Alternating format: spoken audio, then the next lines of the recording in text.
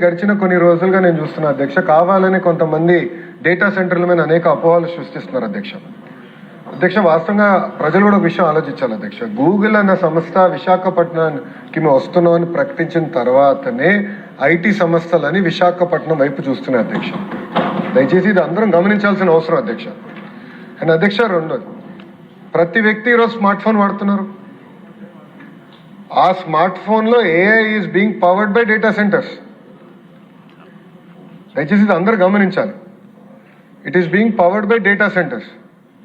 మన సావరినిటీ కోసం ఇప్పుడున్న జియో పొలిటికల్ ఇష్యూస్ వల్ల భారతదేశంలో మనం data centres on hour soil మనం చేపించుకోవాల్సిన బాధ్యత మనందరి పైన ఉంది అధ్యక్ష. ఇక్కడ ఒక విషయం అధ్యక్ష, ఇది ఎందుకో నేను చాలా ఇంపార్టెంట్ ఇష్యూ అంటున్నానంటే, 1995లో గౌరవ ముఖ్యమంత్రి చంద్రబాబు నాయుడు గారు ఆనాడు అందరం ఐటీ నేర్చుకోవాలి, సెక్రటేరియట్లో కూడా కంప్యూటరైజేషన్ రావాలని పిలిపించారు అధ్యక్ష. కంప్యూటరైజేషన్ ప్రక్రియలో ఒక ఎంప్లాయీ చనిపోయారు అధ్యక్ష. అంటే పనిచేస్తూ, అదేమి కంప్యూటర్ వల్ల చనిపోయింది కాదు, అక్కడ పనిచేస్తున్నారు కానీ గుండెపోటు వచ్చింది, పాపం చనిపోయారు అధ్యక్ష. అప్పుడున్న ప్రతిపక్షంలో ఉన్న వాళ్ళు ఏమన్నారంటే, కంప్యూటర్ రేడియేషన్ ఇస్తుంది, ఆ రేడియేషన్ వల్ల ఈ ఎంప్లాయీ చనిపోయారని ఆనాటి ప్రతిపక్షంలో ఉన్న వాళ్ళు ఆరోపణలు చేస్తాం జరిగింది అధ్యక్ష. కానీ అదే కానీ ఇన్నుంటే, ఆ రోజు ఆ మాట కానీ ఇన్నుంటే హైదరాబాద్ ఈరోజు ఈ స్థాయికి వచ్చేది కాదు అధ్యక్ష. With all due respect everyone, data centre is also like that. ఇప్పుడు మీరు అన్నట్టు డేటా సెంటర్ విషయంకి వచ్చేగల ప్రధానంగా మేడం గారు ఒక 3-4 అంశాలపై చెప్పారు అధ్యక్ష. మొదటిది నీటి భద్రత గురించి చెప్పారు అధ్యక్ష. మళ్ళీ నేను గౌరవ సభ్యులందరూ చెప్తున్నాను, ఈరోజు గోదావరి నుంచి నార్మల్ ఇయర్ 5 years యావరేజ్గా తీసుకుంటే సుమారుగా 3000 TMCలు బే ఆఫ్ బెంగాల్లోకి వృధా అవుతుంది అధ్యక్ష. మనం పోలవరం పెట్టి ఆ నీటిని ఇంపౌండ్ చేసి ఆ నీరుని గ్రావిటీ ద్వారా విశాఖపట్నానికి తీసుకొస్తున్నాం, అది అందరికి తెలిసిన విషయమే. ఈరోజు మనం చేసేది ఏంటంటే మొత్తం data centre eco system mature అయ్యి 6.5 gigawatts కెపాసిటీకి వస్తే సుమారుగా 3 TMC based on current technology అవసరం పడుతుంది. మళ్ళీ చెప్తున్నా, కరెంట్ టెక్నాలజీ ఆఫ్ టుడే అధ్యక్ష. నేను స్వయంగా డేటా సెంటర్స్ చూశాను. నేను పాలో ఆల్టోలో ఇంటెల్ ఏర్పాటు చేసిన డేటా సెంటర్కి వెళ్ళి చూశాను. అక్కడ మొత్తం ఎయిర్ కూల్ టెక్నాలజీ వాడుతున్నారు, not water cool technology. So technologies కూడా చాలా ఫాస్ట్గా ర్యాపిడ్గా ఎమర్జ్ అవుతున్నాయి, కొత్త టెక్నాలజీలు వస్తున్నాయి. వాటర్ వినియోగం కూడా తగ్గించుకుంటున్నారు, ఎనర్జీ అవసరాలు కూడా కంప్యూట్ కెపాసిటీకి తగ్గించే టెక్నాలజీ ఈరోజు వస్తుంది అధ్యక్ష. అది నంబర్ 1. నంబర్ 2, పోలవరం నుంచి వస్తున్న నీరు ప్రత్యేకంగా విశాఖపట్నానికి డెడికేటెడ్ ఎలకేషన్ ఉంది. నంబర్ 1, దాంట్లో సిటీకి కావాల్సిన అవసరం అంటే ప్రజలకి కావాల్సిన అవసరాలు, అర్బన్ అవసరాలు 1, ఇండస్ట్రీకి కావాల్సిన అవసరాలు 2, మూడోది రైతులకు కావాల్సిన అవసరాలు చాలా క్లియర్గా స్పష్టంగా దాంట్లో పొందుపరచడం జరుగుతుంది. ఇండస్ట్రీకి ఇస్తున్న నీరు నుంచే డేటా సెంటర్ నీరు మేము తీసుకుంటాం జరుగుతుంది, అది రెండోది. మూడోది, ఇప్పుడే చెప్పినట్లు కూలింగ్ టెక్నాలజీ కూడా మారుతుంది, అడ్వాన్స్ టెక్నాలజీస్ వస్తున్నాయి. దానివల్ల పర్ లీటర్ ఆఫ్ వాటర్కి కూలింగ్కి మెరుగైన టెక్నాలజీ వల్ల అవసరాలు కూడా తగ్గుతున్నాయి. 3. 4వది వచ్చేగల అధ్యక్ష, దయచేసి గౌరవ సభ్యులు అందరం గమనించాల్సిన విషయం ఏంటంటే, సిటీకి కావాల్సిన నీరు మొత్తం పోలవరం ద్వారా మేము అందిస్తున్నాం. That is our commitment, that is NDA government commitment. దాంట్లో ఎలాంటి సందేహం లేదు. It is a matter of another 18 months తప్పనిసరిగా గ్రావిటీ ద్వారా నీరు అందిస్తాం.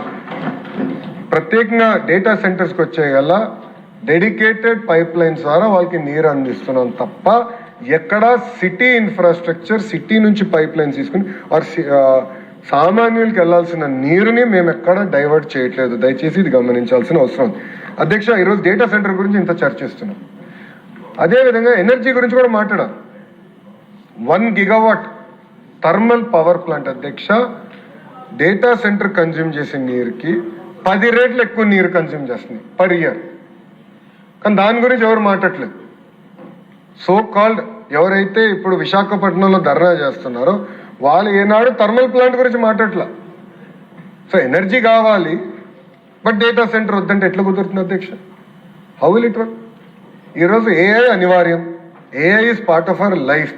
ఈ రోజు గూగుల్ అంత పెద్ద ఎత్తున పెట్టుబడి పెడుతుంది కనుక పోటీపడి ఈ రోజు అధ్యక్ష ఫోన్ నేను మెసేజ్లు తీసుకోవాలంటే భయపడుతున్నా, ఎందుకంటే ఇప్పుడు అందరు పోటీ పడుతున్నారు. విశాఖపట్నం మాకు ఎలకేషన్ ఇవ్వండి, మాకు ఎలకేషన్ ఇవ్వండి. ఈ రోజు ప్రభుత్వం పిక్ అండ్ చూస్ పరిస్థితికి వచ్చింది, ఎందుకంటే గౌరవ ముఖ్యమంత్రి గారు మాకు చెప్పింది 6.5 గిగావాట్ కన్నా ఎక్కువ వెళ్ళొద్దు. Policy 6.5, your target 6.5. అధ్యక్ష ఈరోజు గర్వంగా చెప్తున్నా 6.5 గిగావాట్ మేము ఫుల్ఫిల్ చేసాం. It is over, allocation is completed.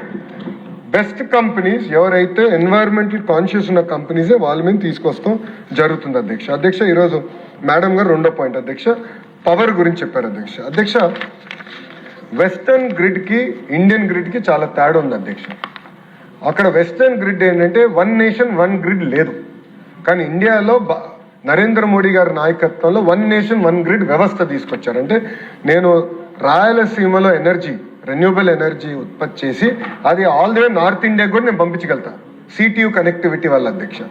So ఈ రోజు మేము చాలా స్పష్టంగా డేటా సెంటర్స్ మేము చెప్పింది ఏంటంటే minimum 70% of the energy should be green energy, అంటే solar, wind, pump storage projects ద్వారా వస్తున్న ఎనర్జీ వాళ్ళు వినియోగించాలని మేము చెప్పాం అధ్యక్ష. దానికి కావాల్సింది కూడా ప్రత్యేకంగా అధ్యక్ష వాళ్ళకి డిస్ట్రిబ్యూషన్ లైసెన్స్ కూడా బహుశా భారతదేశంలో ఏ రాష్ట్రం చేయలేదు అధ్యక్ష. గౌరవ మంత్రి గారి నాయకత్వంలో గొట్పాటి రవి గారి నాయకత్వంలో అధ్యక్ష ప్రత్యేకంగా డిస్ట్రిబ్యూషన్ లైసెన్స్ కూడా మేము ఇచ్చాం అధ్యక్ష for this particular purpose. So energy విషయంలో ఎలాంటి ఎన్హాన్స్మెంట్ ఉండదు. గౌరవ ముఖ్యమంత్రి గారు పదే పదే ఒక మాట చెప్తున్నారు, మేము ఎలక్ట్రిసిటీ ఛార్జీలు పెంచము అని గౌరవ ముఖ్యమంత్రి గారు పదే పదే చెప్తున్నారు అధ్యక్ష. పెంచుతాం కాదు కదా, ఈ సంవత్సరం మంత్రి గారు పర్యవేక్షణలో అధ్యక్ష 13 పైసలు కరెంటు ఛార్జీలు తగ్గించిన ఘనత మన ఎన్డీఏ ప్రభుత్వం. దయచేసి ఇది గౌరవ సభ్యురాలు గుర్తించాలని నేను కోరుతున్నా అధ్యక్ష.